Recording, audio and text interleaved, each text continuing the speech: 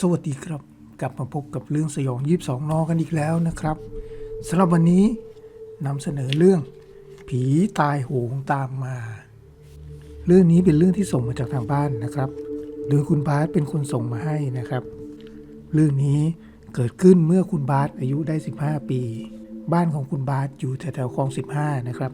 ซึ่งอยู่ใกล้ๆกับวัดประมาณว่าเดินออกจากบ้านก็เจอวัดเลยบ้านของคุณบาสเป็นบ้านไม้2ชั้นล่างเป็นปูนแถวนั้นเป็นชุมชนนะครับใกล้ๆวัดก็จะปลูกบ้านติดกันรั้วเตี้ยๆนะครับหรือบางหลังก็ไม่มีรั้วเลยเพราะว่าส่วนใหญ่คนในหมู่บ้านเนี่ยเป็นญาติกันทั้งนั้นซึ่งในบ้านของคุณบาสนะครับอยู่ด้วยกันทั้งหมด6คนประกอบด้วยนะครับพ่อแม่คุณบาสน้องตาแล้วก็ยายครับเรื่องนี้เกิดขึ้นตอนคุณตาป่วยเป็นโรคถุงลมโป่งพองโดยที่เจ้าถุงลมโป่งพองเนี่ยมันกินปอดไปแล้วครึ่งหนึ่งสาเหตุก็เนื่องมาจากตอนหนุ่มๆตาแกสูบบุหรี่จัดมากสูบมาเรื่อยต่อเนื่องเลยนะครับไม่เคยหยุดไม่เคยหย่อนซึ่งทำให้คุณตาเนี่ยต้องไปหาหมอที่โรงพยาบาลเป็นประจำบางครั้งก็แอดมิดบ้างถ้าหนักถ้าบางครั้งก็นิดหน่อยก็แค่รับยาจนเป็นเรื่องเป็นประจำแล้วของครอบครัวนี้จนวันหนึ่งตาเกิดล้มป่วยหนักมากหายใจไม่ออกหอบเหนื่อยจนต้องรีบตามรถอิมูเลนซ์มารับเพื่อไปส่งโรงพยาบาลหมอก็ใส่สายระยางเต็มไปหมดทั้งตัวตาแลดูให้น่าสงสารมากแกพูดไม่ได้เพราะเหนื่อยมากได้แค่เอ่ยปากอะซึ่งในตอนนั้นไม่สามารถจองห้องพิเศษได้จึงต้องนอนห้องรวมตามภาษาโรงพยาบาลรัฐห้องรวมคนก็เยอะและมีคนตายทุกๆวันจนเห็นเป็นภาพชินตาที่หมอและพยาบาลมาช่วยกันปั๊มหัวใจถ้าปั๊มไม่ขึ้นก็ผ้ามาปิดแล้วเข็นออกไปซึ่งแลดูเป็นภาพสลดหดหู่ยิ่งนักคุณบาสบอกกับตัวเองว่าไม่อยากให้เกิดขึ้นกับตาเลยตานอนอยู่ได้3 วันหมอก็ลงความเห็นว่าพรุ่งนี้ยังไงก็ต้องถอดสายแล้วเนื่องจากสมองของคนไข้ไม่ตอบสนองแล้วขอให้ครอบครัวทำใจขนาดนี้คุณตาอยู่ได้ด้วยเครื่องพยุงชีพเฉยๆและให้มาดูใจเป็นครั้งสุดท้ายคุณบาสจำได้ดีเพราะว่ากลับจากโรงเรียน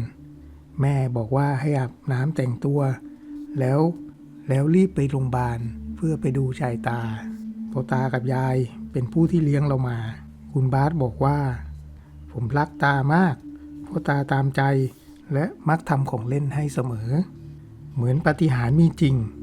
หมอเข้ามาตรวจแล้วบอกว่าสมองของคุณตากลับมาตอบสนองได้อย่างน่าปาฏิหาริย์ผ่านไปอีก2 วันคุณตาก็ลุกขึ้นกลับบ้านได้เป็นที่งงงันกันไปทั้งโรงพยาบาลหมอเองก็แทบจะไม่เชื่อผลของการรักษาแต่หมอก็บอกว่าถ้ากลับบ้านไปแล้วอาจจะต้องกายภาพคุณตาหน่อยเนื่องจากว่าแขนขายังขยับไม่ได้จะทำให้กล้ามเนื้อรีบหากไม่ทำคุณตานอนแบบนั้นอยู่เป็นเดือนจะลุกขึ้นแค่กินข้าวหรือขับถ่ายของเสียโดยคุณแม่จะเตรียมอาหารไว้ให้ส่วนคุณพ่อก็ไปทำงานตามปกติและตัวคุณบาสเองก็ไปโรงเรียนจะเหลือแต่ยายเพียงคนเดียวที่ดูแลตาในช่วงกลางวัน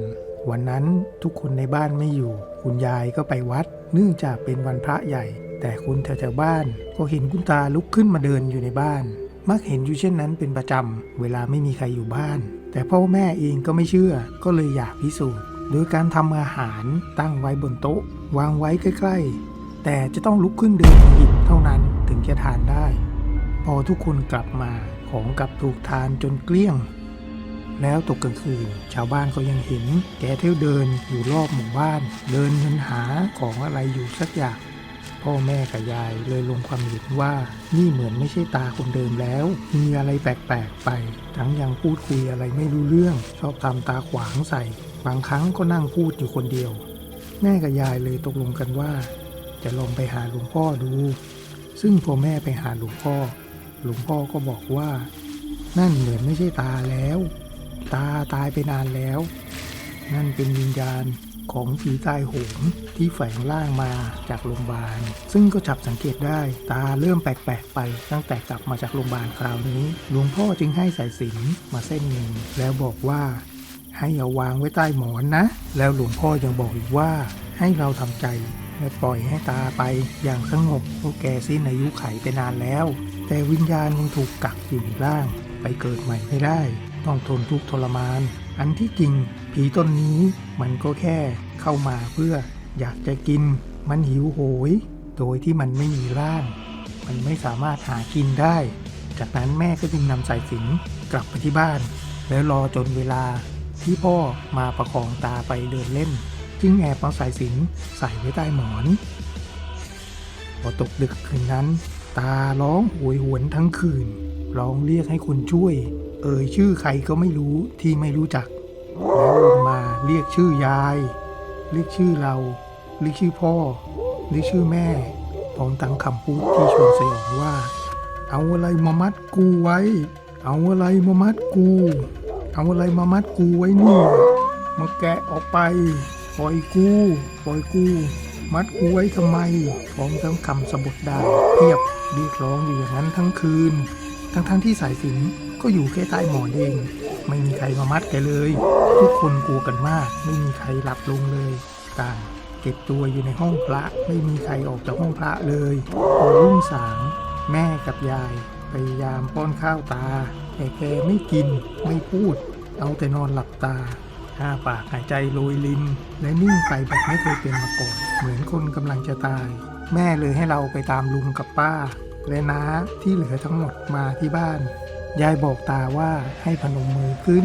แล้วสวดมนต์ซะโดยยายเป็นคนนำสวดทีละบทเพสัตตาอเวลาโหตุอัพพยาปัญญาโหตุอนีคาโหนตุสุขีอัตตนังปริหะลันตุนีทะภูตานิสมาคตานิกุมมานิวายานิวะอันตะลิเขสัพเพวะภูตาสุขานาภวันตุอโถปิสักกัจจะสุนันตุภาสิตังตาแกก็เหมือนจะตอบสนองพยายามทำปากมึมมำสักพักตาก็เริ่มน้ำตาไหลพรากทั้งที่หลับตาอยู่แล้วแกก็ทำท่าเหมือนหาวขาดเป็นช่วงๆอ้าปากแล้วหุบอ้าปากแล้วหุบทำเช่นนั้นอยู่ 2-3 ครั้งแล้วแกก็ไปโดยทิ้งรอยยิ้มไว้บนใบหน้าอย่างมีความสุขคงเป็นเพราะบทสวดพระพุทธคุณที่ยายนำสวดก่อนแกสิ้นใจทุกคนต่างพากันร้องไห้แต่ก็มีความสุขในใจที่ได้ส่งแกไปภพภูมิที่สูงขึ้นแล้ว